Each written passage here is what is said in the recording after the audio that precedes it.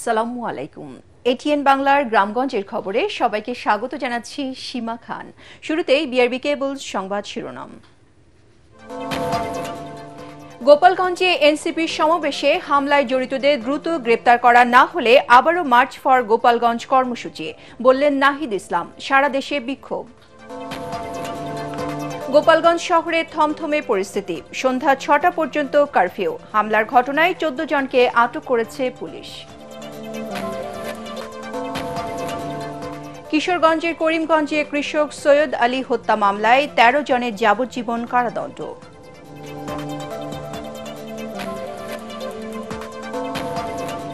এবং পঞ্চগড়ের দুটি সীমান্ত দিয়ে আবারও ২৪ জনকে পুশিন করেছে ভারতীয় সীমান্তরক্ষী বাহিনী বিএসএফ।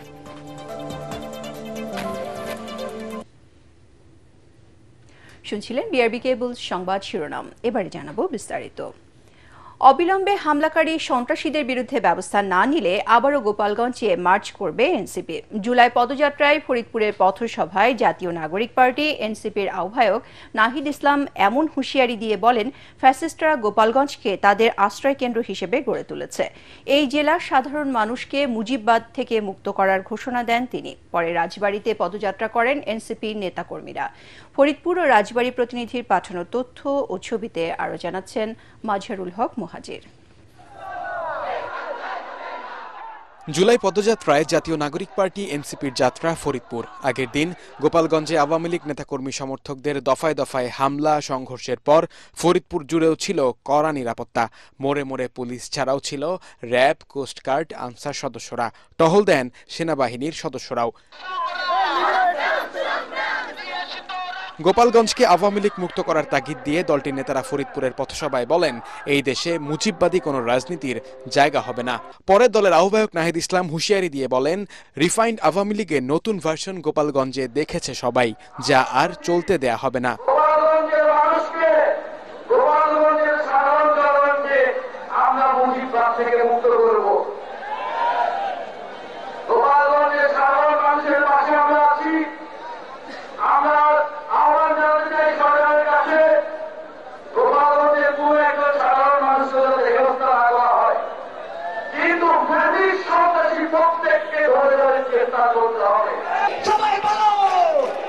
পরে রাজবাড়ীর উদ্দেশ্যে পদযাত্রা করে এনসিপির নেতাকর্মীরা।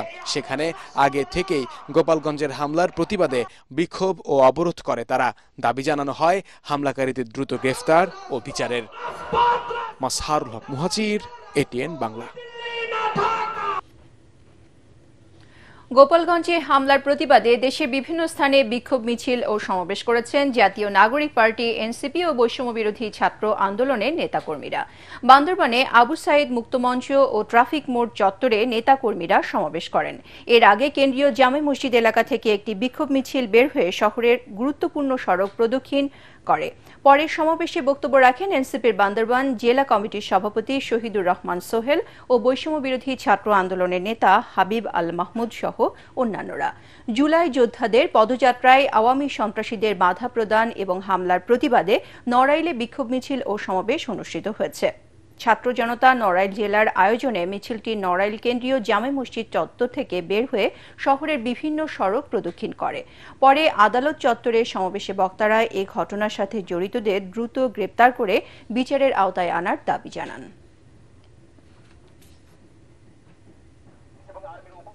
গোপালগঞ্জ শহরে থমথমে পরিস্থিতি। কারফিউ শেষ হওয়ায় বের হতে শুরু করেছে মানুষ। অধিকাংশ দোকানপাট এখনো বন্ধ। এদিকে এনসিপি সমাবেশে হামলার ঘটনায় ১৪ জনকে আটক করেছে পুলিশ। গোপালগঞ্জ প্রতিনিধি চৌধুরী হাসান মাহমুদের রিপোর্ট, জানাচ্ছেন ফারহিন ইসলাম টুম্পা।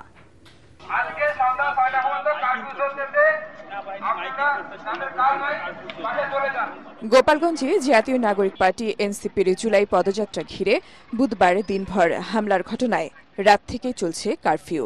তবে বেলা বাড়ার সাথে সাথে সড়কে লোকজনের উপস্থিতি বেড়েছে। সড়কের উপর থেকে ইট, বাঁশ, কাঠের টুকরা সরানোর কাজ করেন পৌরসভার পরিচ্ছন্নতা কর্মীরা। অনেক লোক, পৌরসভার লোক কাজ করতেছে, গাছগাছালি, ইট ফাইট খেয়াল অনেক কিছু এগুলো পরিষ্কার করবা লাগছে। এনসিপির সমাবেশে হামলার পর থেকে সার্বিক পরিস্থিতি নিয়ন্ত্রণে কঠোর অবস্থানে রয়েছে আইনশৃঙ্খলা বাহিনী।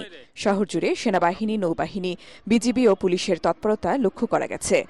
গোপালগঞ্জ সদর থানা পুলিশ জানায়, এ ঘটনায় 14 জনকে আটক করা হয়েছে। এছাড়া আজকের এইচএসসি, আলিম ও সমমানের সব পরীক্ষা স্থগিত করা হয়েছে। ভালো পরিস্থিতি, সেনাবাহিনী, পুলিশ, বিজিবি এরা ভালো করে লাইছে কিছুক্ষণের ভিতরে, এই আর কি পরিস্থিতি এখন সব স্বাভাবিক। বুধবার এনসিপি নেতাকর্মীদের ওপর আওয়ামী লীগ ও নিষিদ্ধ ছাত্রলীগের দফায় দফায় হামলা এবং আইনশৃঙ্খলা বাহিনীর সাথে সংঘর্ষে রণক্ষেত্রে পরিণত হয় গোপালগঞ্জ। সংঘর্ষে 4 জন নিহত হয়, আহত হয় অর্ধশতাধিক। Bureau report, ATN Bangla.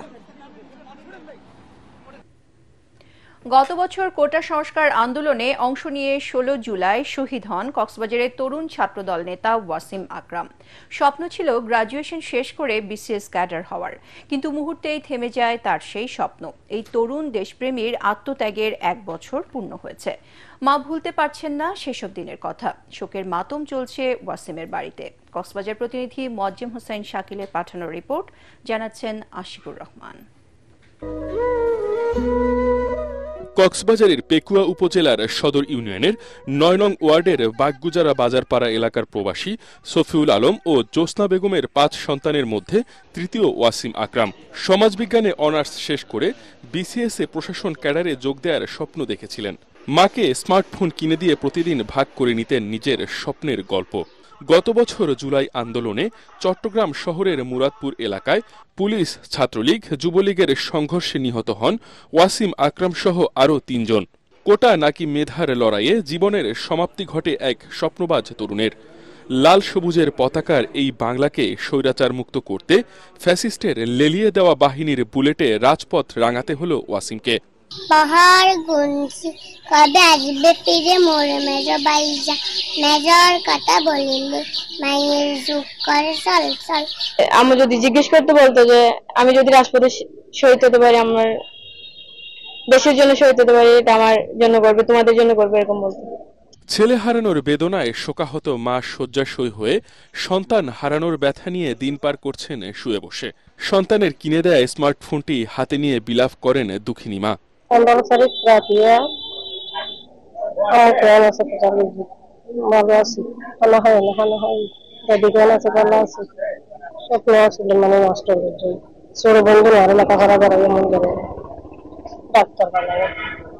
শহীদ ওয়াসিম আকরাম চট্টগ্রামের প্রথম শহীদ হিসাবে তিনি শহীদ হয়েছেন এবং তিনি শহীদ হওয়ার পূর্বে তিনি সামাজিক যোগাযোগ মাধ্যমে যে স্ট্যাটাসটি দিয়েছিলেন এবং চলে আসুন 16 শহরে, এই যে তিনি শুধু একা আসেন নাই, তিনি যে বাংলাদেশের সকল গণতান্ত্রিক মানুষকে তিনি ঐক্যবদ্ধ করে ডাক দিয়েছিলেন, কিন্তু সবাই এসেছিলেন, হয়তো অনেকে ফিরে গিয়েছিলেন, কিন্তু শহীদ ওয়াসিম আর ফিরে যেতে পারেননি, তিনি শহীদ হয়েছেন। ওয়াসিম আকরামের মতো হাজারো শহীদের রক্তস্নাত বিপ্লবের মাধ্যমে ফ্যাসিবাদ পতন ঘটিয়ে বাংলার আকাশে উদিত হয় লাল সূর্য। ছাত্র জনতার বিজয় হয়। শহীদ ওয়াসিম আকরামের রক্তের দাগ শুকিয়ে গেলেও মায়ের মনে ছেলে হারানোর ক্ষত কবে শুকাবে, এই প্রশ্ন এখন সবার মনে। কবে হবে সেই ফ্যাসিস্ট খুনিদের বিচার?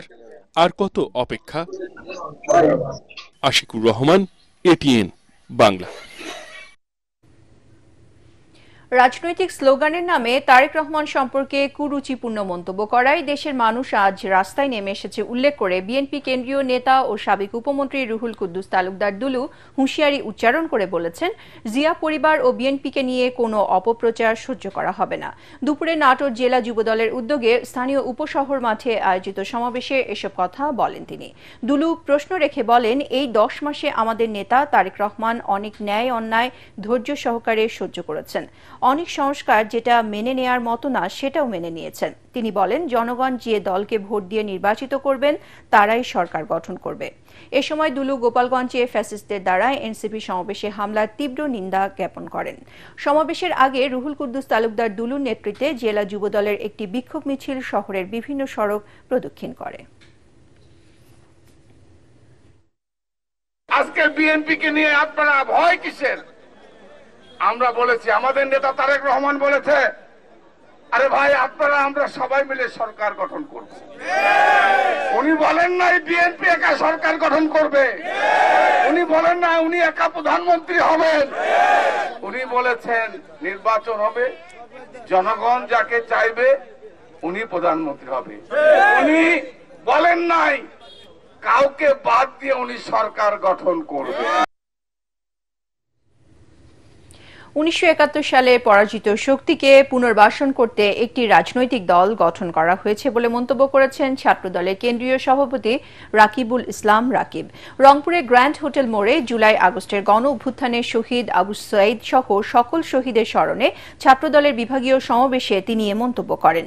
যাদের অতীতে দেশ পরিচালনার কোনো অভিজ্ঞতা নেই, যারা স্বাধীনতা, সার্বভৌমত্ব ও ফ্যাসিবাদকে রুখবার সক্ষমতা রাখে না, তারাই একত্রিত হয়ে তারেক রহমানের পথকে রুদ্ধ করতে চায় বলেও অভিযোগ করেন ছাত্রদলের সভাপতি। সকল অপশক্তিকে রুখে দিতে ছাত্রদল প্রস্তুত বলেও এ সময় হুঁশিয়ারি দেন তিনি।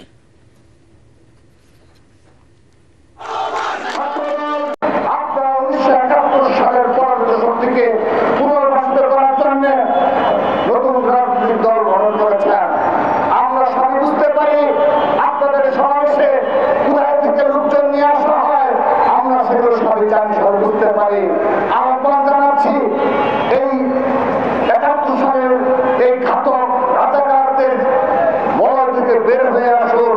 এখনো সময় রয়েছে, আপনাদের বয়স কম, আপনাদের উপর ভর করে আপনাদেরকে ধ্বংস করে দেওয়ার পায়তারা করছে জামাত শিবির। জুলাই বিপ্লব কারো একক সম্পত্তি নয়, এটা সার্বজনীন। ছাত্র জনতার ঐক্যবদ্ধ আন্দোলনের কারণে স্বৈরাচার শেখ হাসিনা পালাতে বাধ্য হয়েছে, যার ফলে দেশের মানুষ এখন স্বাধীনভাবে কথা বলতে পারছে। বুধবার রাতে সাভার থানা রোডের একটি কমিউনিটি সেন্টারে আয়োজিত জুলাই আন্দোলনের শহীদদের স্মরণ সভায় ঢাকা জেলা উত্তর ছাত্রদলের সভাপতি মোহাম্মদ তমিজউদ্দিন এসব কথা বলেন।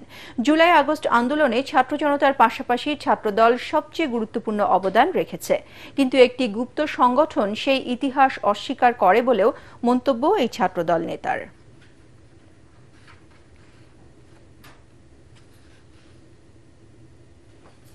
আইনশৃঙ্খলা পরিস্থিতির অবনতি ও ষড়যন্ত্রমূলকভাবে দেশকে অস্থিতিশীল করার চেষ্টার প্রতিবাদে দেশের বিভিন্ন স্থানে বিক্ষোভ মিছিল ও সমাবেশ করেছে জাতীয়তাবাদী যুবদল। বরিশালের সদর রোডে দলীয় কার্যালয়ের সামনে সমাবেশ শেষে মিছিল বের করে মহানগর যুবদল। একই সময়ে দক্ষিণ ও উত্তর জেলা যুবদল শহীদ মিনার থেকে বিক্ষোভ মিছিল বের করে। বিপুল সংখ্যক নেতাকর্মী মিছিলে অংশ নেন। সারা দেশে চলমান আইনশৃঙ্খলা পরিস্থিতির অবনতি ও অন্তর্বর্তী সরকারের নির্লিপ্ততার প্রতিবাদে ঠাকুরগাঁওয়ে বিক্ষোভ মিছিল ও সমাবেশ করেছে জাতীয়তাবাদী যুবদল জেলা শাখা। দুপুরে জেলা বিএনপির কার্যালয়ের সামনে থেকে মিছিল বের করা হয়। মিছিলটি শহরের বিভিন্ন সড়ক প্রদক্ষিণ করে একই স্থানে গিয়ে শেষ হয়। নওগাঁয় জেলা যুবদলের উদ্যোগে শহরের নওজোয়ান মাঠ থেকে বিক্ষোভ মিছিল বের করা হয়। মিছিলটি শহরের প্রধান প্রধান সড়ক প্রদক্ষিণ করে বিএনপি কার্যালয়ে গিয়ে শেষ হয়। পরে সেখানে অনুষ্ঠিত হয় আলোচনা সভা। রাজবাড়ীতে সরকারি উচ্চ বিদ্যালয়ের সামনে থেকে শুরু হয় বিক্ষোভ মিছিল। মিছিলটি বিভিন্ন সড়ক প্রদক্ষিণ করে জেলা প্রশাসকের কার্যালয়ের সামনে গিয়ে শেষ হয়। পরে সেখানে অনুষ্ঠিত হয় সংক্ষিপ্ত সমাবেশ। এই সময় বক্তারা বলেন, 5 অগস্টের পর দেশের স্বাধীনতা বিরোধী গোষ্ঠীর আস্ফালন বেড়ে গেছে।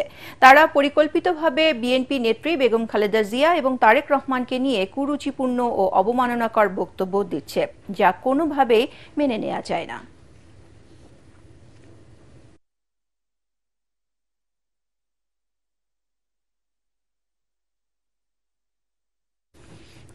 গোপালগঞ্জে এনসিপির পদযাত্রায় হামলার ঘটনার নিন্দা জানিয়েছে গণসংহতি আন্দোলন নারায়ণগঞ্জের নেতাকর্মীরা।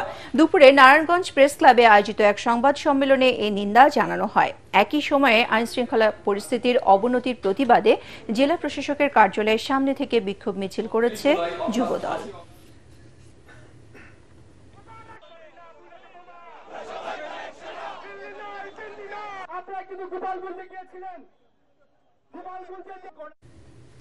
কিশোরগঞ্জের করিমগঞ্জে কৃষক সৈয়দ আলী হত্যা মামলায় ১৩ জনের যাবজ্জীবন কারাদণ্ড দিয়েছে জেলা ও দায়রা জজ আদালত। একই সাথে প্রত্যেককে ১০,০০০ টাকা অর্থদণ্ড দেওয়া হয়।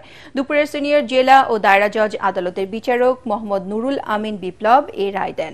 রায় ঘোষণার সময় ৭ আসামি উপস্থিত থাকলেও বাকি ৬ জন পলাতক ছিলেন। মামলার বিবরণে জানা যায়, বাড়ির সীমানা নিয়ে পূর্ববিরোধের জের ধরে ২০১৬ সালে ২৩ মার্চ করিমগঞ্জের নিয়ামতপুর বাসস্ট্যান্ড বাজারের ফার্মেসি থেকে ঔষধ আনতে গেলে আসামিরা দেশীয় অস্ত্র দিয়ে সৈয়দ আলীর উপর হামলা করে। পরে হাসপাতালে তাঁর মৃত্যু হয়।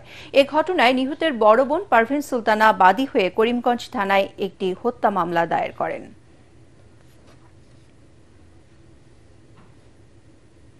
পঞ্চগড়ে পৃথক দুটি সীমান্ত দিয়ে আবারও পুশিনের ঘটনা ঘটেছে। পুলিশ জানায়, গতরাতে জেলার বোদা উপজেলার বড়শশী ইউনিয়নের মালেকাডাঙ্গা দরিয়ার মোড় সীমান্ত দিয়ে নারী শিশু সহ মোট ১৭ জনকে পুশিন করে ভারতীয় সীমান্তরক্ষী বাহিনী বিএসএফ। পরে এলাকায় ঘোরাঘুরি করতে দেখে তাদের আটক করে স্থানীয় ইউনিয়ন পরিষদে নিয়ে যায় স্থানীয়রা। এরপর বিজিবি সদস্যরা তাদের বোদা থানায় সোপর্দ করে। অপরদিকে সদর উপজেলার সিংরোড সীমান্ত দিয়ে ৭ জনকে বাংলাদেশের অভ্যন্তরে ঠেলে পাঠায় বিএসএফ। পরে বিজিবি তাদের আটক করে সদর থানায় সোপর্দ করে। আটককৃতরা বাগেরহাট জেলার মোড়লগঞ্জ থানার খেজুরবাড়িয়া এলাকার বাসিন্দা। গত ১০ বছর যাবৎ তারা ভারতের দিল্লিতে ভাঙাড়ির কাজ করত বলে জানায়। খাগড়াছড়িতে পাহাড়ি এক কিশোরী গণধর্ষণের শিকার হয়েছে বলে অভিযোগ উঠেছে। এরপর ভয় ও আতঙ্কে সেখানে বিষ পানে আত্মহত্যার চেষ্টা করলে বিষয়টি আলোচনায় আসে। রথযাত্রা দেখতে গিয়ে গত ২৭ জুন রাতে জেলা সদরের ভাইবোনছড়া পুলিশ ফাঁড়ির পাশে কাকার বাড়িতে পাশবিক নির্যাতনের শিকার হন ওই কিশোরী। পরে মেয়েটির বাবা বাদী হয়ে খাগড়াছড়ি সদর থানায় ৬ জনের বিরুদ্ধে মামলা দায়ের করেন। খাগড়াছড়ি পুলিশ সুপার আরিফিন জুয়েল ঘটনার সত্যতা নিশ্চিত করে জানান, এ মামলার এজাহারভুক্ত ৪ আসামিকে গ্রেপ্তার করা হয়েছে। বাকিদেরও গ্রেপ্তারে অভিযান চলছে। চুয়াডাঙ্গায় সেনাবাহিনী ও পুলিশের যৌথ অভিযানে বিভিন্ন অপরাধে ১৪ জন মোটরসাইকেল চালকের বিরুদ্ধে মামলা ও ৮৩,০০০ টাকা জরিমানা করা হয়েছে। দ্রুত গতিতে মোটরসাইকেল চালানো, উচ্চ শব্দে হর্ন বাজানো ও হেলমেট না থাকার কারণে তাদেরকে এই জরিমানা করা হয়। পুলিশের ট্রাফিক ইন্সপেক্টর, সার্জেন্ট ও সেনাবাহিনীর ওয়ারেন্ট অফিসার সহ অন্যান্যরা এ সময় উপস্থিত ছিলেন।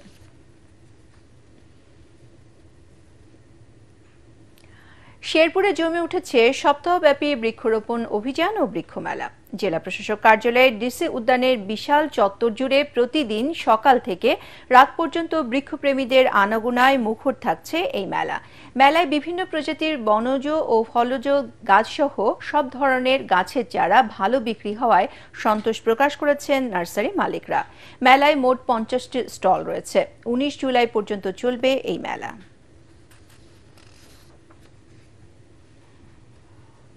বৈষম্য বিরোধী ছাত্র আন্দোলনের উদ্যোগে নাটোরে শুরু হয়েছে জুলাই স্মৃতি ফুটবল টুর্নামেন্ট। গতকাল বিকেলে নাটোর স্টেডিয়ামে টুর্নামেন্ট উদ্বোধন করেন জেলা প্রশাসক আসমা শাহিন। উদ্বোধনী খেলায় অংশ নেয় দীঘা ডায়মন্ড স্পোর্টিং ক্লাব ও ময়না স্পোর্টিং ক্লাব।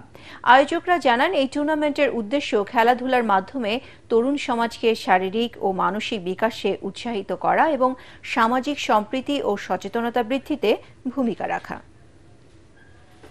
দেখতে পাচ্ছেন দলটার নাম আমাদের সামনে মিস্টার আরিফ এবং মিস্টার লিটন চলে যাচ্ছেন কিনা আমি জানি না, তবে অবশ্যই আমাদের পরবর্তী সংবাদ দেখার আমন্ত্রণ জানিয়ে এখনকার মতো শেষ করছি। এটিএন বাংলা সংবাদ ইউটিউবে দেখতে ব্রাউজ করুন youtube.com/ATN বাংলা নিউজ।